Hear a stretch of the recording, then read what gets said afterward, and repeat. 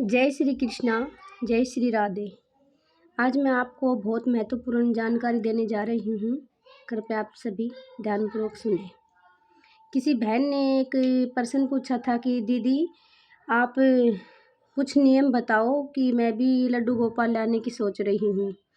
तो मैं बहन को इजी सा बता देती हूँ कि 5 बातें तो कंपलसरी ही हैं हमारे लड्डू गोपाल के लिए।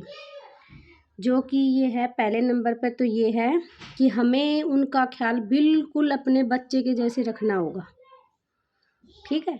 सुबह उठाएंगे तो दूध का भोग अवश्य ही लगाएंगे और शाम को सुलाते समय भी दूध का भोग अवश्य लगाना होगा।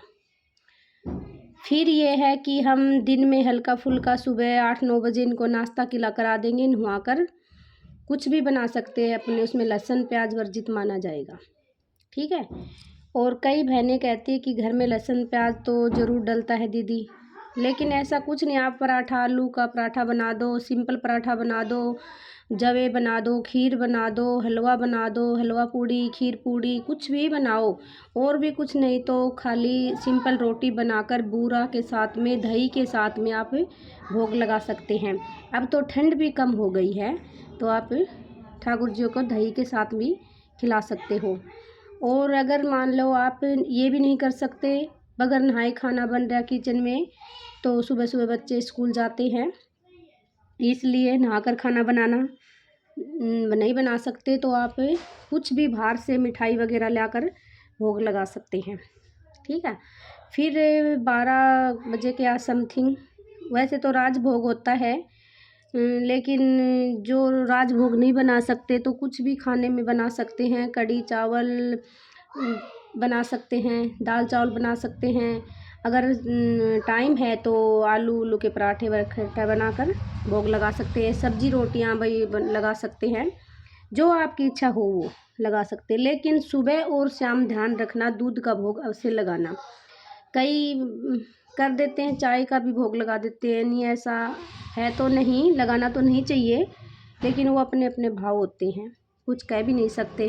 भक्तों को जो इच्छा है वो कर सकते हैं, लेकिन भगवान जी को चाय का भोग तो नहीं लगाना चाहिए।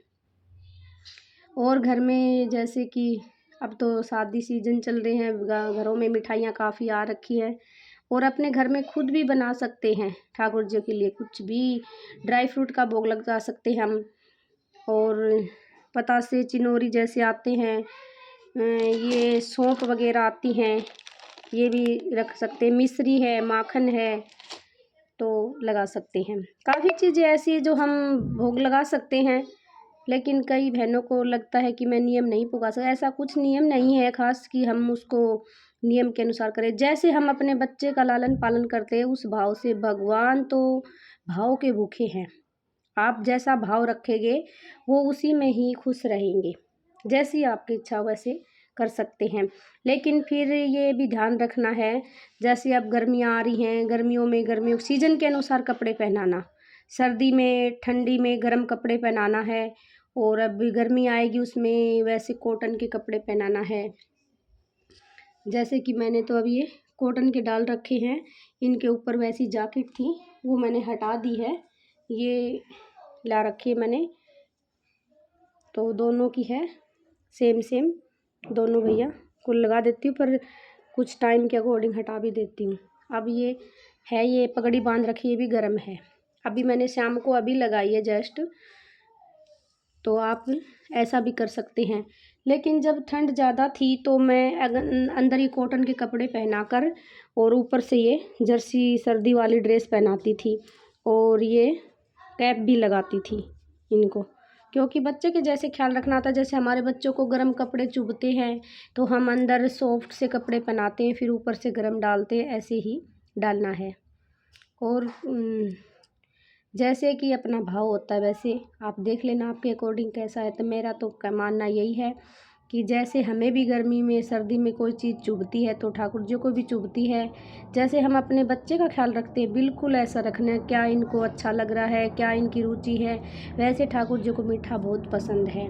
मैं खाने का भी भोग लगाती हूँ, सुबह शाम भी लगाती हूँ, लेकिन मैं कोई ना कोई मिठाई घर में या तो बना कर रखती हूँ या फिर मैं बाहर से दुकान से भी मंगा लेती हूँ। ये गाजर की बर्फ़ी है और ये गुलाब की बर्फ़ी है। ठाकुर जी को बहुत फेवरेट लगती है ये चीज़। तो मिठाई तो इनको खाना खाने के बाद मीठा तो चाहिए ही चाहिए।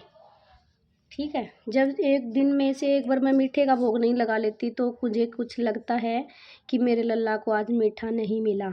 खाना हर तरीके का लगाती हूँ, लेकिन मैं तो बताती हूँ आपको, मैं घर में लहसुन प्याज यूज़ नहीं करती। मेरी कितनी भी बड़ी मजबूरी हो, मैं खाती भी नहीं। कहीं भी जाऊँ रिश्तेदारी में, कहीं भी एडजस्ट करती हूँ, लेकिन मैं लहसुन प्याज नहीं खाती। आपके ऊपर ऐसी कोई पाबंदी नहीं है, आप खाओ, लेकिन भगवान के भोग में मत रखना। इतना कृपया ध्यान रखना, मेरे ठाकुर जी का भोग लहसुन प्याज से नहीं लगता। ठीक है, जहाँ भी बहन सुनती हो, इन 4-5 बातों का ध्यान रख लेना। और कुछ ज़्यादा लंबी सेवा नहीं है, और धीरे धीरे आपके भाव जुड़ते जाएंगे, आप धीरे धीरे सब समझती जाओगी। आप निसंकोच होकर ठाकुर जी लेकर आ सकती हो, और उनकी सेवाएं मैंने बता दी है। हाँ, इतना ध्यान रखना, ठाकुर जी को नहलाना, ड्रेस चेंज करना, और कुछ मतलब जिस टाइम आप नहाते हो तो किसी रिश्तेदार, घर परिवार संबंधी के सामने मत नहलाना। आजकल डाल देते हैं वीडियो वगैरह सबके सामने, तो ठाकुर जी को ऐसा नहीं होना चाहिए, करना चाहिए। ठाकुर जी के प्रति अपने शुद्ध भाव रखो।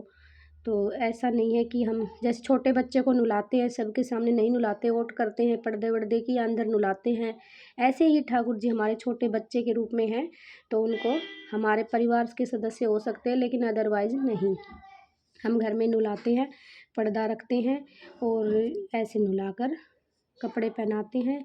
और यही है, कुछ ज़्यादा नियम नहीं है, और अपने मन के भाव हैं तुम्हारे, जैसे तुम कर सकती हो वैसे कर लेना। सॉरी, मुझे तो इतना ही पता था, इसी तरीके से मैं करती हूँ, वो आपको मैंने बता दिया है। जो ये मेरी वीडियो आप तक पहुँच जाए तो आप अवश्य देख लेना बहन। राधे कृष्ण।